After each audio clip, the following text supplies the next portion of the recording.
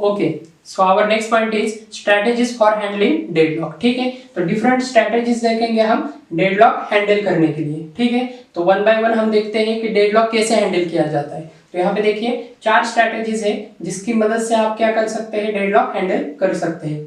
First देखिए, first है हमारा डेडलॉक इग्नोरेंस। ठीक है, हमें डेडलॉक अगर हैंडल करना है तो उसमें हम फर्स्ट स्ट्रेटेजी या मेथड हम कह सकते हैं जो क्या है, डेडलॉक इग्नोरेंस। ये क्या है, जनरली आपकी यूज की जाती है विंडोज और लिनक्स ऑपरेटिंग सिस्टम द्वारा। ठीक है, विंडोज और लिनक्स ऑपरेटिंग सिस्टम द्वारा ये क्या की जाती है, जनरली यूज की जाती है। तो यहाँ पे देखिए इग्नोरेंस मतलब क्या है, सिंपली क्या कर देना, इग्नोर कर देना, जैसे कि कुछ हुआ ही नहीं है। फॉर एग्जांपल यहाँ पे देखिए, तो यहाँ पे देखिए डेडलॉक इग्नोरेंस ये एक्चुअली क्यों यूज किया जाता है। तो यहाँ पे देखिए deadlock ignorance is use because instead of using और for handling deadlock there must be lot of code needed which can find deadlock. ठीक है, तो यहाँ पे देखिए अगर हमें डेडलॉक को हैंडल करना है तो फर्स्ट ऑफ ऑल हमें उसे फाइंड करना पड़ेगा हमारे सिस्टम में कि डेडलॉक ऑकर हुआ है। ठीक है, मतलब डेडलॉक ऑकर हुआ है या नहीं हुआ है ये फाइंड करने के लिए हमें पहले कोड लिखना पड़ेगा। उसके बाद देखिए उसे क्यूर करने के लिए, मतलब उसे सॉल्व करने के लिए दूसरा कोड लिखना पड़ेगा, cure which can slows down system. और यहाँ पे देखिए दो कोड हमें एट अ टाइम साइमल्टेनियसली क्या करने पड़ेंगे, यहाँ पे रन करने पड़ेंगे, जो इनडायरेक्टली आपके सिस्टम को क्या करेंगे, स्लो करेंगे, जो आपके सिस्टम को क्या करेंगे, ऑटोमेटिकली स्लो करेंगे, और आपका परफॉर्मेंस ऑफ इट क्या करेंगे, परफॉर्मेंस भी क्या होगा उसका एज वेल डाउन होगा। ठीक है, समझ में आ रहा है। तो यहाँ पे एक विंडोज या लिनक्स ऑपरेटिंग सिस्टम द्वारा ये क्या किया जाता है, ये सिंपल मेथड हमारा यूज किया जाता है, सिंपल स्ट्रेटजी यूज किया जाता है। सिंपली क्या कर दीजिए, इग्नोर कर दीजिए। और यहाँ पे ये डेडलॉक इतना जरूरी क्यों नहीं है हमारे एंड यूजर के लिए, क्योंकि आपका डेडलॉक क्या होता है 4 या 5 इयर्स में वन टाइम क्या होता है, ऑकर होता है। मतलब डेडलॉक ऑकर होने की प्रोबेबिलिटी क्या होती है, बहुत ही कम होती है एंड यूजर के लिए। जो हम कॉमन यूजर होते हैं, पर्सनल कंप्यूटर वगैरह जो यूज करते हैं, उनके लिए डेडलॉक हैंडलिंग करना इतना जरूरी नहीं है। उन्हें क्या चाहिए, उन्हें परफॉर्मेंस चाहिए। ठीक है, एंड यूजर को क्या चाहिए, सिर्फ परफॉर्मेंस चाहिए। ठीक है, अगर डेडलॉक ऑकर भी हो गया तो यूजर क्या करता है, सिंपली आपका सिस्टम क्या हो जाएगा, हॉल्ट हो जाएगा, स्टक हो जाएगा। सिंपली हम क्या करते हैं, रिस्टार्ट कर देते हैं सिस्टम को। तो यहाँ पे आपका डेडलॉक अगर ऑकर भी होता है तो उसकी प्रोबेबिलिटी भी बहुत ही कम होती है और उससे ज्यादा प्रायोरिटी दी नहीं जाती। ठीक है, क्योंकि उसे हैंडल करने के लिए कोड करना पड़ेगा, पहले उसे फाइंड करने के लिए कोड करना पड़ेगा, उसके बाद उसे रिकवर करने के लिए, मतलब उसे सॉल्व करने के लिए, क्यूर करने के लिए भी कोड करना पड़ेगा। ठीक है, तो इससे क्या हो जाएगा, आपके सिस्टम का लोड क्या हो जा बढ़ेगा। ठीक है, आपका सिस्टम का परफॉर्मेंस डाउन होगा। और ये डेडलॉक इतना जरूरी नहीं है एंड यूजर के हिसाब से। तो इस वजह से विंडोज या लिनक्स जो भी हमारे एंड यूजर के लिए बनाई जाती है उनमें सिंपली डेडलॉक क्या किया जाता है, इग्नोर किया जाता है। ठीक है, इस अप्रोच को क्या कहते हैं, deadlock ignorance also called as ostrich approach. ठीक है, इसे क्या कहते हैं, ऑस्ट्रिच अप्रोच। तो ये ऑस्ट्रिच क्या है, ऑस्ट्रिच एक बर्ड है। ठीक है, ये बर्ड क्या करता है, जब भी डेजर्ट में क्या होता है, सैंड स्टॉर्म ऑकर होता है, जब भी कोई स्टॉर्म आता है तो ये क्या करता है, सैंड में क्या करता है, अपना सर क्या करता है, पुट करता है, अपना हेड क्या करता है, पुट करता है, और स्टॉर्म ऑकर ही नहीं हुआ है ऐसा क्या करता है, बिहेव करता है। मतलब सिंपली वैसा ही रहता है। ठीक है, अपने आईज क्लोज करता है, अपने आंख बंद करता है, और यहाँ पे कुछ ऑकर ही नहीं हुआ है, मतलब स्टॉर्म आया ही नहीं है ऐसा बिहेव करता है, वैसे ही पड़ा रहता है। तो यहाँ पे ऑस्ट्रिच अप्रोच ही हम क्या कर रहे हैं, यहाँ पे यूज कर रहे हैं, या हम ऐसे कह सकते हैं deadlock ignorance is actually inspired by ostrich approach. ठीक है, सिंपली हमें क्या करना है, उसे इग्नोर करना है, कुछ ऑकर ही नहीं हुआ है ऐसा बिहेव करते हैं हम। ठीक है, ओके, नेक्स्ट देखिए, नेक्स्ट है हमारा डेडलॉक प्रिवेंशन। अब यहाँ पे देखिए डेडलॉक हम प्रिवेंट कैसे करेंगे। तो यहाँ पे देखिए deadlock prevention is done if we avoid any necessary condition which can occur deadlock. ठीक है, तो यहाँ पे देखिए डेडलॉक कैसे ऑकर होता है, हमने प्रीवियसली देखा है 4 नेसेसरी कंडीशन है। कौन से, पहली है म्यूचुअल एक्सक्लूजन, सेकंड है हमारी होल्ड एंड वेट, थर्ड है हमारी नो प्रीएम्पशन, और फोर्थ है हमारी सर्कुलर वेट। तो इन चारों नेसेसरी कंडीशन में से अगर किसी एक कंडीशन को भी हमने क्या कर दिया, डिसेबल कर दिया, या हमने सिंपली क्या कर दिया, फेल कर दिया, तो ऑटोमेटिकली आपका डेडलॉक क्या हो जाएगा, यहाँ पे प्रिवेंट हो जाएगा, ब्रेक हो जाएगा। ठीक है, तो डेडलॉक प्रिवेंशन हम क्या कर सकते हैं, अप्लाई कर सकते हैं किसी भी एक कंडीशन को क्या करके, रिमूव करके। तो सिंपली हम यही ट्राई करेंगे, यहाँ पे एक एक कंडीशन हम यहाँ पे उठाएंगे और कैसे हम इसे रिमूव कर सकते हैं ये हम देखेंगे। ठीक है, तो फर्स्ट देखेंगे हम, यहाँ पे देखिए फर्स्ट है हमारी म्यूचुअल एक्सक्लूजन, इसमें है स्पूल एवरीथिंग। ठीक है, तो म्यूचुअल एक्सक्लूजन कैसे ऑकर होता है? ठीक है, मैंने एग्जांपल दिया था P1, P2, P3 और यहाँ पे था हमारा R1, R2 और R3। ठीक है, ये क्या करते थे आपके एक एक रिसोर्स होल्ड करके रखते थे और एक एक रिसोर्स को रिक्वेस्ट सेंड करते थे। ठीक है, तो यहाँ पे देखिए म्यूचुअल एक्सक्लूजन मतलब क्या है? म्यूचुअल एक्सक्लूजन मतलब आपका रिसोर्स शेयर ना होना। ठीक है, नॉन शेयरेबल रिसोर्स। ठीक है, तो अगर हमने ये रिसोर्स अगर शेयर कर दिया तो क्या होगा? तो ये फिजिबल है क्या नहीं है ये हम पहले चेक करते हैं। फॉर एग्जांपल ये अगर प्रिंटर है आपका रिसोर्स और ये अगर हमने शेयर कर दिया, सपोज इसमें आपके P1 प्रोसेस क्या कर रहा है, 10 पेजेस प्रिंट करने की यहाँ पे रिक्वेस्ट सेंड की है। किसने? आपके P1 प्रोसेस ने। तो यहाँ पे 10 पेजेस है, उसमें से आपके 5 पेजेस क्या हो गए हैं, कंप्लीट हो गए हैं। सपोज ये शेयर है, शेयर है मतलब क्या है, P2 भी इसे एक्सेस कर सकता है। ठीक है, म्यूचुअल एक्सक्लूजन हम क्या कर रहे हैं, रिमूव करने की कोशिश कर रहे हैं।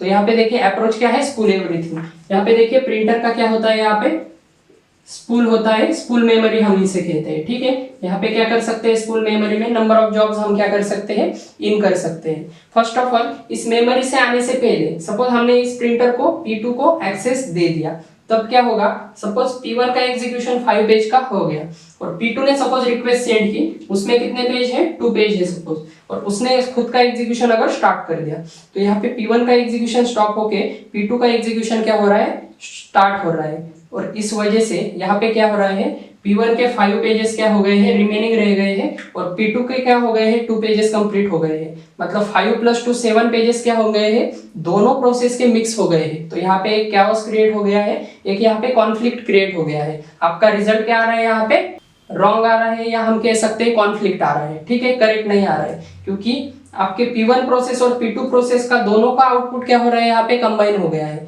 तो ऐसा हमें नहीं चाहिए। तो सिंपली आपकी म्यूचुअल एक्सक्लूजन हम यहाँ पे अप्लाई नहीं कर सकते।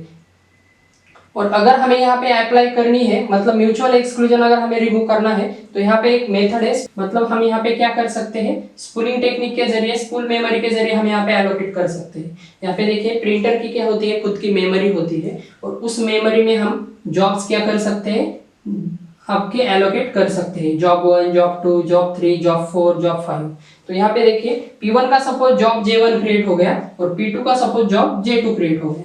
तो यहाँ पे प्रिंटर क्या करेगा, एट ए टाइम एक ही प्रोसेस का एग्जीक्यूशन क्या करेगा, एग्जीक्यूट करेगा। इसका एग्जीक्यूशन कंप्लीट होने के बाद ही सेकंड प्रोसेस का क्या होगा, यहाँ पे एग्जीक्यूशन होगा। ठीक है, तो इस मेथड के जरिए हम क्या कर सकते हैं, सिस्टमैटिकली आपका प्रिंटर क्या करेगा, यहाँ पे प्रिंट करेगा आपके पेजेस। मतलब यहाँ पे रिजल्ट आपका क्या नहीं होगा, कंबाइन नहीं होगा। लेकिन यहाँ पे देखिए, यहाँ पर भी एक प्रॉब्लम है कि इस स्पूल की भी मेमोरी का क्या है, यहाँ पे लिमिटेशन है। मतलब इसकी भी कुछ मेमोरी होगी जिसका क्या होगा, खुद का लिमिटेशन होगा। अगर n नंबर ऑफ प्रोसेस अगर रिक्वेस्ट सेंड की अगर इस रिसोर्स को, तो फिर से यहाँ पे क्या हो जाएगा आपका, तो यहाँ पे क्या होगा, कॉन्फ्लिक्ट ऑकर होगा। यहाँ पे फिर से आपकी सेम सिचुएशन क्या हो जाएगी, ऑकर हो जाएगी। ठीक है, तो फिर से यहाँ पे उसे वेट करना पड़ेगा नेक्स्ट प्रोसेस को।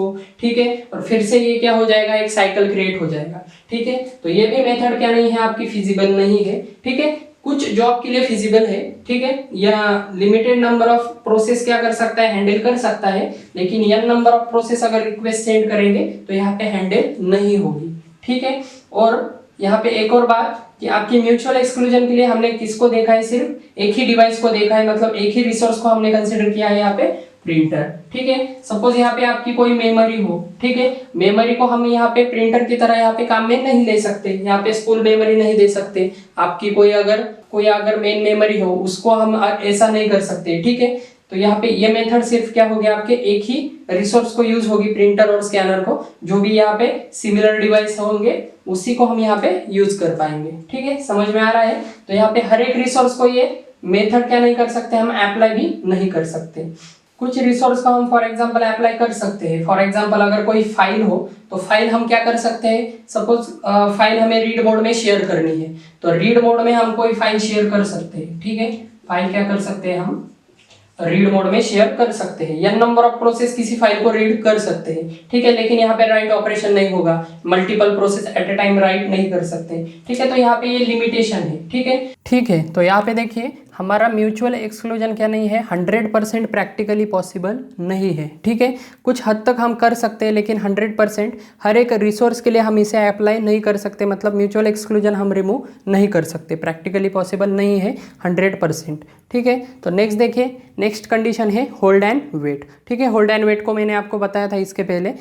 हर एक प्रोसेस क्या करती है, एक रिसोर्स को होल्ड करती है और एक को क्या करती है, रिक्वेस्ट सेंड करती है। ठीक है, मतलब R2 का क्या कर रही है, वेट कर रही है P1, और R1 को क्या कर रखा है, उसने होल्ड कर रखा है। ठीक है, P2 क्या कर रही है, R3 का वेट कर रही है और R2 होल्ड करके रखा है।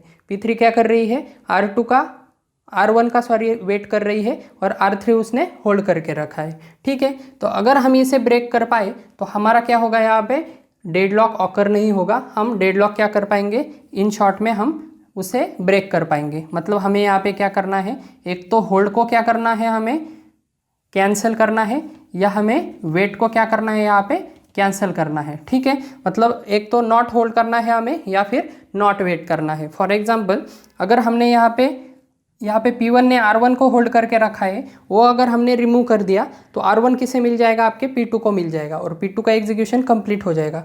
P2 का एग्जीक्यूशन कंप्लीट होने के बाद R3 फ्री हो जाएगा, R3 P2 को मिल जाएगा, फिर P2 का एग्जीक्यूशन भी कंप्लीट हो जाएगा। सॉरी, यहाँ पे क्या है, P3 है। ठीक है, P3 का एग्जीक्यूशन कंप्लीट होने के बाद P2 का हो जाएगा। तो यहाँ पे ऑटोमेटिकली डेडलॉक क्या होगा आपका, यहाँ पे ब्रेक हो जाएगा। सिमिलरली अगर हमने वेट को भी क्या कर दिया, यहाँ पे रिमूव कर दिया, ठीक है, नॉट वेट कर दिया। फॉर एग्जांपल P1 से हमने क्या कर दिया, R2 क्या कर दिया, रिमूव कर दिया। मतलब ये P1 क्या नहीं कर रहा, R2 का वेट नहीं कर रहा। ठीक है, तो यहाँ पे क्या हो जाएगा, आपका P1 का एग्जीक्यूशन कंप्लीट हो जाएगा, क्योंकि P1 क्या नहीं कर रहा है, किसी प्रोसेस का वेट नहीं कर रहा। ठीक है, जो भी उसके पास है ऑलरेडी, जिसने होल्ड करके रखा है, उसी से वो क्या कर रहा है, खुद का एग्जीक्यूशन कंप्लीट कर रहा है, या फिर सिंपली हम कहे कि वो किसी का वेट नहीं कर रहा। ठीक है, एक वेटिंग स्टेट में नहीं जा रहा। ठीक है, आइदर आपका ये कैंसिल हो जाएगा या ये कैंसिल हो जाएगा, या दोनों ही क्या हो जाएंगे, आपके कैंसिल हो जाएंगे, या हम कह सकते हैं आपका नॉट होल्ड और नॉट वेट। ठीक है, ये होल्ड और वेट क्या हो जाएगा आपका, अगर कैंसिल हो गया तो ये ऑटोमेटिकली आपकी सेकंड कंडीशन भी क्या हो जाएगी, यहाँ पे रिमूव हो जाएगी। तो ये हम कैसे कर सकते हैं, रिक्वेस्ट ऑल रिसोर्सेस इनिशियली। ठीक है, यहाँ पे किस मेथड के जरिए कर सकते हैं कि हर एक रिसोर्स को क्या करेंगे, हम इनिशियली क्या कर देंगे, एलोकेट कर देंगे, या फिर ऑलरेडी हम क्या कर देंगे, एलोकेट कर देंगे। फॉर एग्जाम्पल यहाँ पे देखिए, अगर P1 प्रोसेस क्रिएट हो रही है तो यहाँ पे P1 को पहले से ही क्या करेंगे, हम R1 को भी एलोकेट कर देंगे और R2 को भी क्या कर देंगे, एलोकेट कर देंगे। तो इससे क्या होगा, दोनों रिसोर्स एलोकेट होने की वजह से ये खुद का एग्जीक्यूशन क्या करेगा, कर पाएगा। लेकिन यहाँ पे एक प्रॉब्लम है कि हम किसी प्रोसेस को फ्यूचर में कौन सी रिसोर्स लगेंगे हम प्रेडिक्ट नहीं कर सकते। क्या बोल रहा हूँ मैं, यहाँ पे देखिए, सपोज यहाँ पे P1 प्रोसेस है, किसी प्रोसेस को अगर फ्यूचर में कोई रिसोर्स लग रहा है, ये हम पहले से ही नहीं बता सकते। ठीक है, मतलब हम सिंपली फ्यूचर प्रेडिक्ट नहीं कर सकते। ठीक है, कोई प्रोसेस का एग्जीक्यूशन अगर हो रहा है तो उसे एग्जीक्यूशन के मिडल में क्या लग सकता है, रिसोर्स लग सकता है, कोई मेमोरी लग सकती है, कुछ इनपुट आउटपुट डिवाइसेस लग सकते हैं। तो यह हम पहले से ही नहीं बता सकते, क्योंकि रिक्वेस्ट ऑल रिसोर्सेस इनिशियली, सभी आपको स्टार्टिंग में ही आपको रिक्वेस्ट करने हैं रिसोर्स, तो आप स्टार्टिंग में ही नहीं बता सकते कि किस प्रोसेस को कितने रिसोर्स लगेंगे। ठीक है, ये ऐसा हो गया कि हमें फ्यूचर बताना पड़ेगा प्रोसेस का, तो ये ऐसा नहीं हो सकता आपके सिस्टम में। ठीक है, फ्यूचर हम नहीं बता सकते, तो ये प्रैक्टिकली पॉसिबल नहीं है आपका। ठीक है, रिक्वेस्ट ऑल रिसोर्सेज इनिशियली। ठीक है, ये सॉल्यूशन प्रैक्टिकली पॉसिबल नहीं है। नेक्स्ट देखिए, नेक्स्ट है हमारा नो प्रीएम्पशन। नो प्रीएम्पशन हम कैसे रिमूव कर सकते हैं, टेक रिसोर्सेज अवे। ठीक है, प्रीएम्पशन आपको पता है, नो प्रीएम्पशन का अपोजिट क्या होगा, प्रीएम्पशन होगा। मतलब हमें यहाँ पे प्रीएम्पशन करना है, अगर डेडलॉक ब्लॉक करना है, अगर डेडलॉक को हमें रिमूव करना है तो क्या करना पड़ेगा, रिसोर्सेस हमें निकालने पड़ेंगे। तो यहाँ पे रिसोर्स अगर हम यहाँ से स्टॉप करके अगर हमने P3 को एलोकेट कर दिया तो P3 का एग्जीक्यूशन क्या हो जाएगा, यहाँ पे कंप्लीट हो जाएगा। लेकिन यहाँ पे प्रॉब्लम फिर से वही है जो म्यूचुअल एक्सक्लूजन में था। अगर P1 ने 5 पेजेस अगर प्रिंट किए हैं R1 पे, ठीक है, तो अगर R1 आपका P3 को एलोकेट हो गया तो यहाँ पे P3 का क्या होगा, यहाँ पे कंप्लीटली एग्जीक्यूशन हो जाएगा, लेकिन P1 के पेजेस क्या हो जाएंगे, यहाँ पे मिस हो जाएंगे और आपका रिजल्ट भी क्या हो जाएगा, यहाँ पे करेक्ट नहीं आएगा। ठीक है, कॉन्फ्लिक्ट रिजल्ट आएगा। तो ये भी क्या नहीं है, आपका फिजिबल नहीं है, मतलब प्रैक्टिकली पॉसिबल नहीं है। ठीक है, हम दे सकते हैं लेकिन यहाँ पे क्या हो जाएगा, आपका रिजल्ट टोटली क्या हो जाएगा, रॉन्ग हो जाएगा। ठीक है, तो समझ में आ रहा है। तो यहाँ पे प्रीएम्पशन भी क्या नहीं है, प्रैक्टिकली पॉसिबल नहीं है। तो लास्ट मेथड देखिए सर्कुलर वेट। सर्कुलर वेट मतलब क्या है, ऑर्डर रिसोर्सेज न्यूमेरिकली, ठीक है, इंक्रीजिंग ऑर्डर में। इंक्रीजिंग ऑर्डर में हमने अगर रिसोर्स एलोकेट कर दिए तो क्या होगा, आपका डेडलॉक क्या हो सकता है, अवॉइड हो सकता है। कैसे, यहाँ पे देखिए फॉर एग्जांपल अगर हमारी P1 प्रोसेस है, P2 प्रोसेस है, P3 प्रोसेस है, तो यहाँ पे प्रॉब्लम कब होता है, आपका R1 P1 को एलोकेट हुआ है, यहाँ पे प्रॉब्लम नहीं है, ठीक है। R2 P2 को एलोकेट हुआ है, यहाँ पे भी प्रॉब्लम नहीं है, ठीक है। R3 P3 को एलोकेट हुआ है, यहाँ पर भी प्रॉब्लम नहीं है। प्रॉब्लम कब है, यहाँ पे देखिए आपका P3 क्या हो रहा है, रिवर्स आ रहा है और R1 को एलोकेट हो रहा है, ठीक है। R1 ने अगर उसके इंक्रीजिंग नंबर में अगर ऑर्डर कर दिया रिसोर्स को, मतलब P1 ने अगर R2 को रिक्वेस्ट सेंड की तो वहाँ पर भी प्रॉब्लम नहीं है। P2 ने R3 को रिक्वेस्ट सेंड कर दी तो वहाँ पर भी प्रॉब्लम नहीं है। लेकिन P3 ने किसको रिक्वेस्ट सेंड की है, R1 को, ठीक है, जो क्या है डिक्रीजिंग ऑर्डर में है, लेस नंबर है, ठीक है। तो यहाँ पे क्या होता है, साइकिल क्रिएट होता है। ये साइकिल अगर हम ब्रेक कर पाए तो यहाँ पे क्या हो जाएगा, आपका डेडलॉक क्या हो जाएगा, यहाँ पे अवॉइड हो जाएगा। ये सर्कल, ये सर्कुलर वेट, ये साइकिल अगर हम ब्रेक कर पाए तो यहाँ पे आपका डेडलॉक अवॉइड हो जाएगा। मतलब P3 आपका सिर्फ इंक्रीजिंग नंबर में ही क्या कर सकता है, रिसोर्स एलोकेट कर सकता है। मतलब P3 आपका P4 के लिए R4 के लिए जा सकता है रिसोर्स 4, या रिसोर्स 5 के लिए जा सकता है, या रिसोर्स 6 के लिए जा सकता है, ठीक है, समझ में आ रहा है। इंक्रीजिंग नंबर के लिए क्या कर सकता है, यहाँ पे रिक्वेस्ट सेंड कर सकता है, ठीक है। डिक्रीजिंग को नहीं जाना चाहिए, मतलब साइकिल क्रिएट नहीं होगा। यहाँ पे क्या होगा, यहाँ पे साइकिल ब्रेक हो जाएगा, और साइकिल अगर ब्रेक हो गया तो ऑटोमेटिकली आपका डेडलॉक क्या हो जाएगा, यहाँ पे ब्रेक हो जाएगा, ठीक है। तो ये एक ऐसी कंडीशन है जो प्रैक्टिकली भी क्या है, पॉसिबल है, ठीक है। कोडिंग के हिसाब से या प्रैक्टिकली हम जिसे कह सकते हैं ये क्या है, कंडीशन पॉसिबल है, ठीक है। इंक्रीजिंग ऑर्डर में हम क्या कर रहे हैं, रिसोर्स को एलोकेट कर रहे हैं, ऑर्डर रिसोर्सेज न्यूमेरिकली, ठीक है। इंक्रीजिंग ऑर्डर में हम प्रोसेस को रिसोर्स क्या कर रहे हैं, एलोकेट कर रहे हैं, ठीक है, रिवर्स में नहीं आ रहे हैं, मतलब हम लेस नंबर ऑफ रिसोर्स को एलोकेट नहीं कर रहे हैं, ठीक है। यहाँ पे हमें क्या करना पड़ेगा, हर एक प्रोसेस को हमें नंबर देना पड़ेगा, ठीक है, और हर एक रिसोर्स को हमें नंबर देना पड़ेगा, ठीक है, जिस भी टाइम पे वो ऑकर हुआ है। और यहाँ पे हम सिर्फ इंक्रीजिंग नंबर में ही क्या कर सकते हैं, एलोकेट कर सकते हैं। अगर यहाँ पे कोई आपका ऐसा रिसोर्स है, सपोज आपका P3 है सपोज, और P3 को क्या लग रहा है, आपका R1 कंपलसरी लग ही रहा है, तो यहाँ पे हम क्या करेंगे, P3 ने ऑलरेडी कौन सा होल्ड करके रखा है, R3 होल्ड करके रखा है, तो इसे भी हम क्या करेंगे, रिमूव कर देंगे, और इसका एग्जीक्यूशन फिर से हम यहाँ से स्टार्ट करेंगे, ठीक है। मतलब यहाँ पे क्या होगा, आपका R3 P3 ने क्या कर दिया है, रिमूव कर दिया है, मतलब रिलीज कर दिया है, ठीक है, क्योंकि ये रिस्टार्ट हो गया है, इसका एग्जीक्यूशन फिर से स्टार्ट कर रहे हैं हम, ठीक है। तो यहाँ पे R3 रिलीज होने के बाद यहाँ पे P2 का एग्जीक्यूशन क्या हो जाएगा, यहाँ पे कंप्लीट हो जाएगा, और बाद में P3 को R3 क्या हो जाएगा, मिल जाएगा। तो यहाँ पर आपका साइकिल भी क्रिएट नहीं होता और आपका एग्जीक्यूशन भी कंप्लीट हो जाता है, ठीक है। इतना डिटेल में जानने की ज़रूरत नहीं है आपको, सिंपली इतना याद रखिए कि इंक्रीजिंग ऑर्डर में हम क्या कर रहे हैं, रिसोर्स को एलोकेट कर रहे हैं, ठीक है। तो ये सभी क्या है, आपके डेडलॉक प्रिवेंशन है। डेडलॉक प्रिवेंशन मतलब ये चारों कंडीशन में से हम किसी एक को फॉल्स कर रहे हैं, ठीक है। 3 प्रैक्टिकली पॉसिबल नहीं है, 4th नंबर के हम क्या कर सकते हैं, प्रैक्टिकली इंप्लीमेंट कर सकते हैं, ठीक है। म्यूचुअल एक्सक्लूजन भी कर सकते हैं, ठीक है, लेकिन कुछ हद तक ही कर सकते हैं, 100% नहीं कर सकते। नेक्स्ट देखिए, 3rd पॉइंट है हमारा डेडलॉक अवॉइडेंस। डेडलॉक कैसे अवॉइड किया जाता है, ठीक है। तो यहाँ पर कुछ एल्गोरिदम है इसके, ठीक है। एक्चुअल में इसमें हम बैंकर्स एल्गोरिदम देखेंगे, ठीक है, जो हम नेक्स्ट वीडियो में कवर करेंगे। यहाँ पे क्या होता है, सेफ स्टेट होती है और अनसेफ स्टेट होती है। यहाँ पे देखिए, if all the process is somehow run with available resource to completion, ठीक है। अगर आपके प्रोसेस रन होते हैं, जो भी आपके रिसोर्स की अवेलेबल रिसोर्स की मदद से अगर आपके सभी प्रोसेस आपके अगर एग्जीक्यूट हो जाए तो उसे हम क्या कहते हैं, सेफ स्टेट कहते हैं, ठीक है। और इसका एक सीक्वेंस भी होता है, ठीक है।